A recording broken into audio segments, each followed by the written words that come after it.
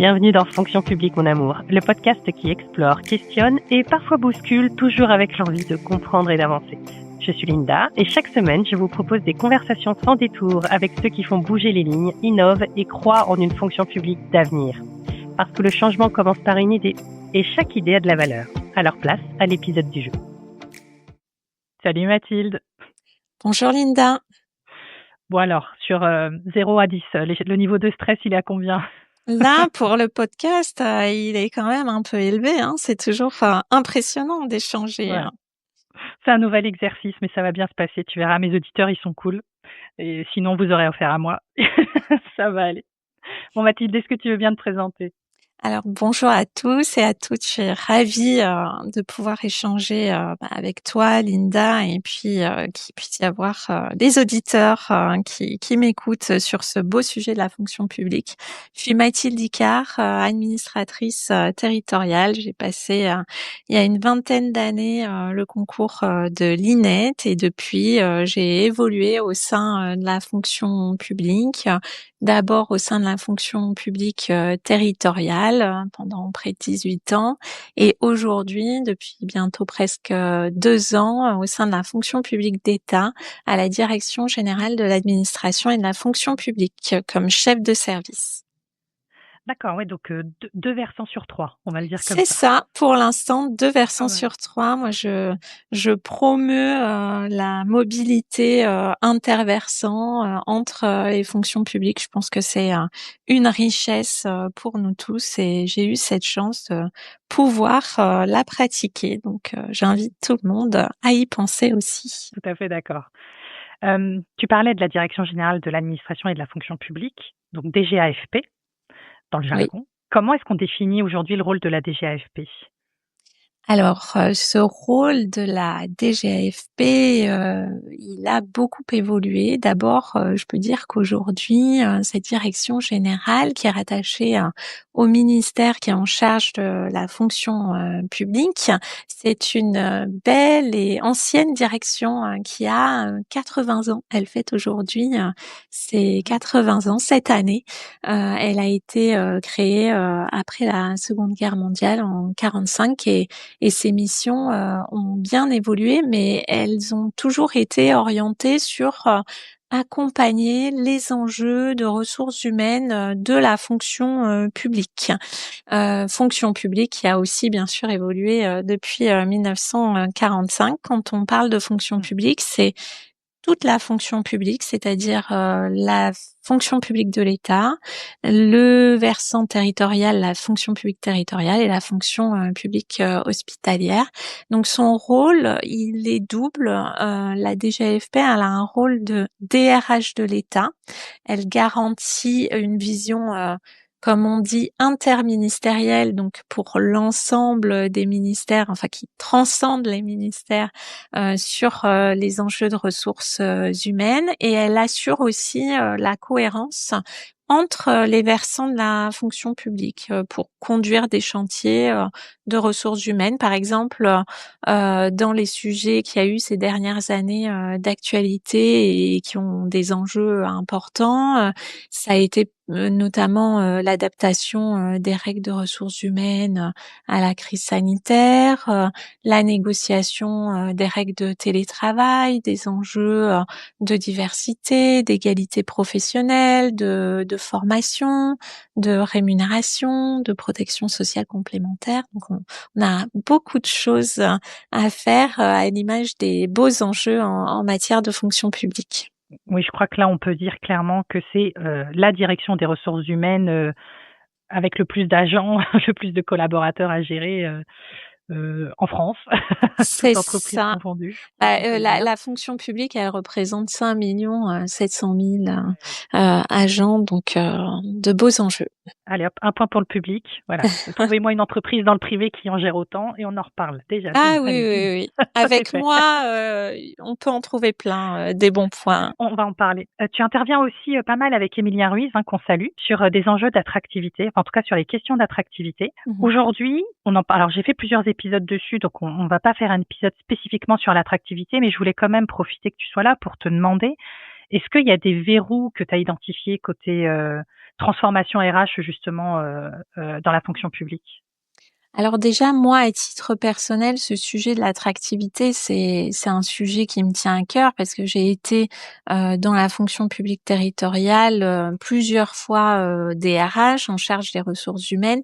J'ai aussi été présidente de l'association des DRH des grandes collectivités et à ce titre, ça faisait partie du fil rouge de notre action au sein de l'association. Comment faire en sorte de toujours travailler plus sur l'image positive de la fonction publique, en l'occurrence de la fonction publique territoriale. Et quand j'ai été présidente, j'ai été amenée à travailler aux côtés de Philippe Laurent, qui est le président du Conseil supérieur de la fonction publique territoriale, et de Corinne Desforges, qui est inspectrice générale de l'administration, sur un rapport que nous avait demandé la ministre de la Transformation et de la fonction publique, Améline Montchalin, sur ces enjeux d'attractivité de la fonction publique territoriale.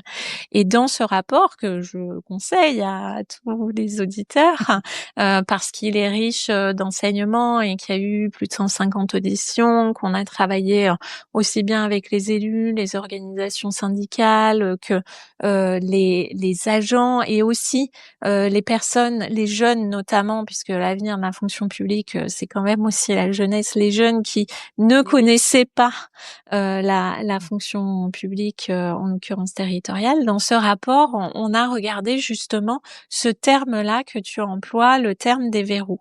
Et aujourd'hui, depuis donc bientôt 2 ans au sein de la DGAFP, c'est aussi un fil rouge essentiel, cette question de l'attractivité.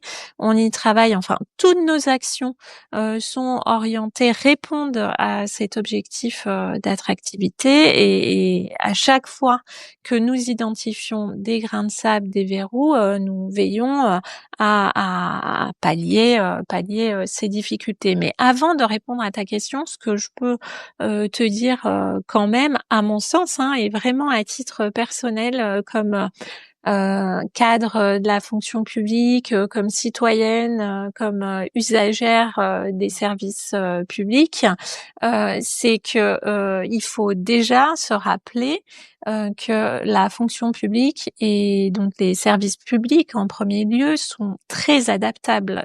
Je parlais tout à l'heure de la crise sanitaire, il suffit de se souvenir de cette période complexe, inédite qu'était la crise sanitaire pour voir que la fonction publique, elle est capable de s'adapter en continu pour faire face à des crises, mais aussi pour répondre aux besoins au quotidien des usagers. Et je crois que quand on repense en tant qu'usager ou usagère des services publics à comment nos services publics de proximité et plus généraux, les services publics nationaux s'adaptent, chacun d'entre nous, on peut avoir vraiment plein d'expériences à partager.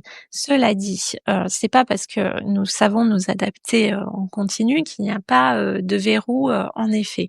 Et il est important de toujours travailler plus à simplifier nos modes de fonctionnement, nos processus. Parfois, les règles, elles s'empilent, on perd le sens initial en fait de la règle. Et dans le champ des ressources humaines, on a quand même quelques exemples. Dans le champ des ressources humaines, tout ce qui peut relever de la simplification des actes de gestion, de la relation entre les DRH et les agents, il y a des verrous sur lesquels on peut travailler. Et nous, personnellement, au sein de la DGAFP, on y a travaillé. Je pourrais y revenir au travers de démarches de simplification des ressources humaines. Je pense aussi qu'il y a des verrous qui sont plus liés à certains préjugés ou à des censures que on peut se mettre soi-même. Par exemple, sur les travaux d'attractivité, quand on demande aux personnes ce qu'elles pensent de la fonction publique, elles ne voient pas à quel point la mobilité est possible entre employeurs, entre versants de la fonction publique. Et ça, c'est vraiment lié je pense personnellement à un préjugé ou à une méconnaissance de la fonction publique, à des verrous qu'on se met nous-mêmes. Moi, je pense, enfin, je te parlais de mon expérience, qu'il y a quelques années, j'aurais jamais osé penser que je pouvais rejoindre une autre fonction publique. Donc, je me mettais des propres verrous personnels. Et ça, c'est vraiment observé dans les chiffres. Cette question de la mobilité qui est une grande richesse. Enfin, je le disais, 5 700 000 agents, des dizaines de milliers d'employeurs potentiellement sur une région, un grand territoire, donc des perspectives immenses. Dans la fonction publique, le pourcentage de mobilité est encore très faible. On est selon les versants, alors celui qui est le plus élevé, c'est au sein de la fonction publique d'État, il y a 4% de mobilité. Dans la fonction publique hospitalière, il y en a 2,5. Dans la fonction publique territoriale, il y en a juste plus d'1%. Donc ça, c'est clairement un verrou, mais plus psychologique et puis lié à la méconnaissance des possibilités au sein de la fonction publique et à tous les atouts que cette fonction publique offre. Et d'ailleurs, c'est intéressant de voir que je te citais ces taux qui sont quand même assez faibles et on voit le champ des possibles pour les prochaines années. Finalement, ceux qui bougent un peu, ce sont les jeunes, les moins de 30 ans qui vont faire des mobilités et puis après très très peu, alors que justement c'est un fabuleux outil de construction de la carrière et donc d'enrichissement, de formation, voilà. Je pense aussi à un Quand tu autre. parles de... Pardon. Ouais. Excuse-moi, je te coupe. Ouais, Quand ouais. tu parles de mobilité interversant.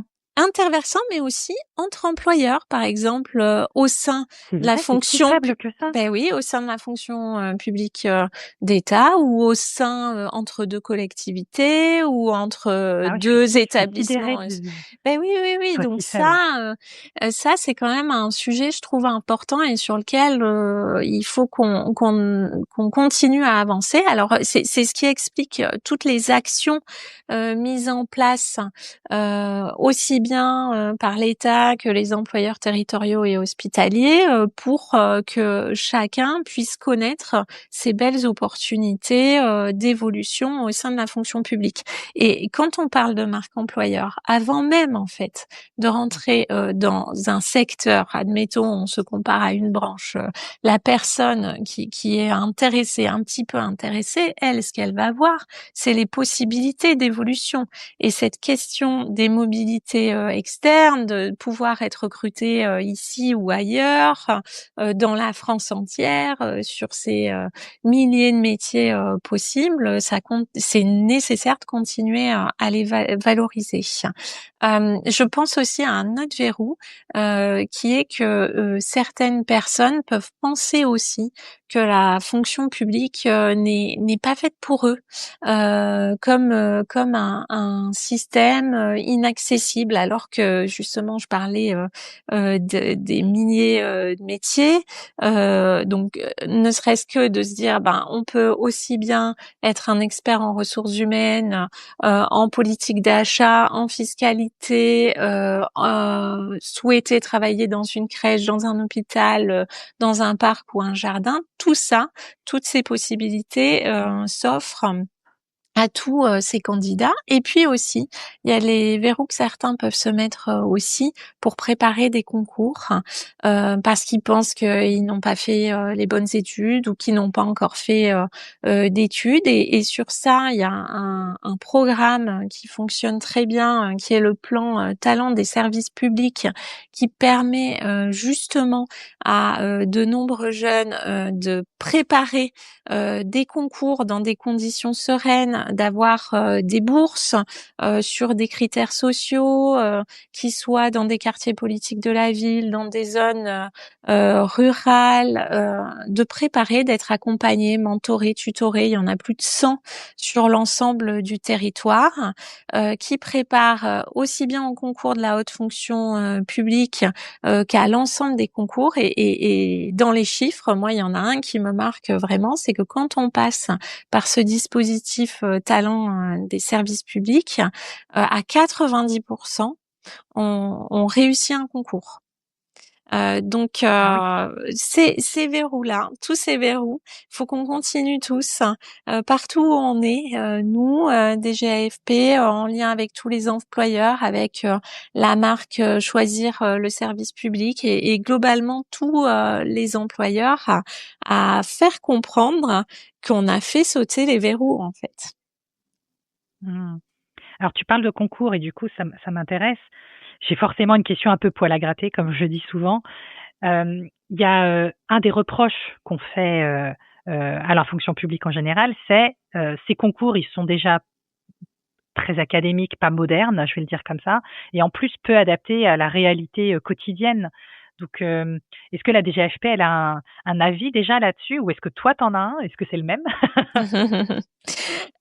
Alors la DGAFP, elle a un avis très précis sur ça. Le gouvernement, là aussi, il y a eu une circulaire en 2023, en septembre 2023, de la première ministre sur cette question de la rénovation des concours. Et donc, pour ceux qui ont envie de s'y pencher, elle est accessible en ligne et on voit au travers de cette circulaire que la rénovation des épreuves des concours, comme tu le dis, est au cœur des enjeux d'attractivité. C'est un des leviers, rénover ces concours pour renforcer l'attractivité des recrutements de la fonction publique, pour répondre au mieux aux besoins des employeurs et s'adapter au profil des candidats.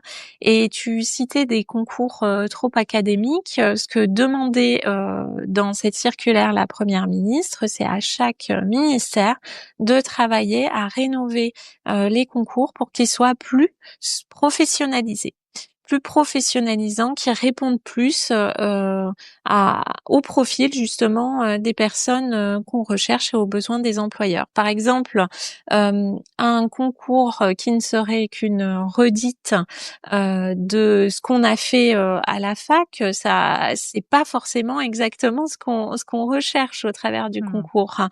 Donc ce qui a été demandé, et ça a vraiment porté ses fruits, puisque les ministères ont travaillé à rénover ces concours. Et donc ça aussi, dans la série des préjugés, c'est important de se le dire, parce que ça porte ses fruits et donc les concours évoluent.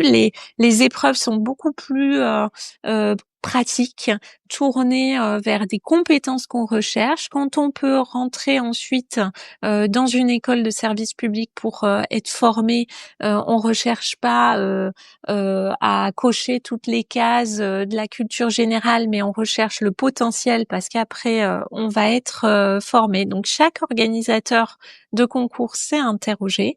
Ça a été aussi, c'est en cours, le cas dans la fonction publique territoriale et dans la fonction publique hospitalière. Je te donne un seul exemple. Pour accéder aux instituts régionaux d'administration, donc qui forment les futurs attachés d'administration de l'État, Les il y IRA. avait les IRA, il y avait une épreuve de QCM qui en fait correspond pas justement à ce qu'on recherchait. Nous, ce qu'on recherche, c'est des potentiels, c'est bien sûr la capacité à avoir une pensée critique, à analyser, etc. Et ça, on le retrouve, on l'évalue autrement au travers d'une autre épreuve. Et cette circulaire, cette impulsion du gouvernement a conduit à supprimer cette épreuve de QCM, et cette année, c'est la première année où il n'y a plus le QCM. Donc D'accord. maintenant, les concours sont quand même beaucoup plus tournés vers le côté professionnalisation, détection des compétences et des potentiels. Ça fait pas tout. C'est aussi en parallèle l'importance de se donner les moyens de se préparer. Je pense au rôle des universités, aux instituts qui préparent au concours de la fonction publique. Il y en a dans l'ensemble, sur l'ensemble du territoire. Et puis toutes les initiatives utiles des associations, des employeurs au travers du mentorat, du tutorat, qui vont permettre en fait à chacun de bien se préparer pour ces concours qui sont beaucoup moins académiques qu'il y a quelques années. Ok. Je pense qu'il y en a qui vont être contents d'apprendre qu'il n'y a plus l'épreuve du QCM à partir de cette année. En tout cas, ça les ira. J'avais une dernière question pour toi, Mathilde. On parlait tout à l'heure de les missions de la DGAFP, le fait qu'elle soit vraiment la DRH des 3 versants de la fonction publique. Ça aussi, c'est une critique que j'ai déjà entendue. Est-ce que ça a du sens de garder cette corrélation entre ces 3 versants? Est-ce que cette gestion unifiée, on l'assume, ou est-ce qu'il faut plutôt regarder du côté de logique un peu plus différenciée avec les différentes spécificités des 3 versants? Tu as raison de poser cette question. Je trouve que c'est une question très intéressante. Moi, à titre personnel, j'ai pas encore réussi à répondre complètement à la question: existe-t-il une ou des fonctions publiques? Ce que je sais, c'est que ce qui nous unit tous pour le vivre comme agente publique, c'est l'intérêt général, et que nous avons des hauts devoirs communs au regard de ces missions fondamentales pour la société. Et c'est ce qui explique cette unité de la fonction publique. Une unité, mais dans la diversité. Et cette diversité, elle est source de richesse. Donc, à mon sens, et c'est d'ailleurs d'un point de vue très juridique ce qu'on retrouve au travers du Code général de la fonction publique, une unité sur les devoirs, les obligations, les garanties, et une certaine diversité pour répondre à la richesse des enjeux de ces 3 versants.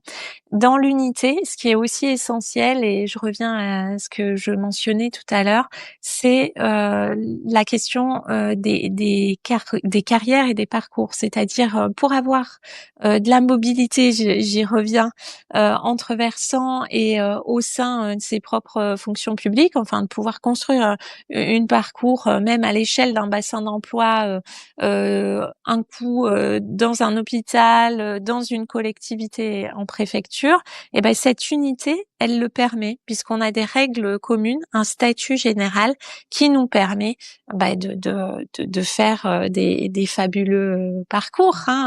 Aujourd'hui, quand on regarde sur la plateforme Choisir le service public, il y a plus de 55 000 opportunités de recrutement. Donc je pense que au travers de cette unité-là, on peut trouver son bonheur, mener à bien une mission à forte utilité et répondre à la richesse de cette diversité de la fonction publique. Merci beaucoup, Mathilde, pour tous ces éclairages. Merci, Linda. Voilà, un regard de plus sur la fonction publique d'aujourd'hui. Si cet épisode vous inspirait, alors il a rempli son rôle. Parce que ce que l'on retient et ce que l'on transmet, ça a du sens. Et ce qui a du sens a de la valeur. Partagez, abonnez-vous. Merci d'être là et on se retrouve bientôt.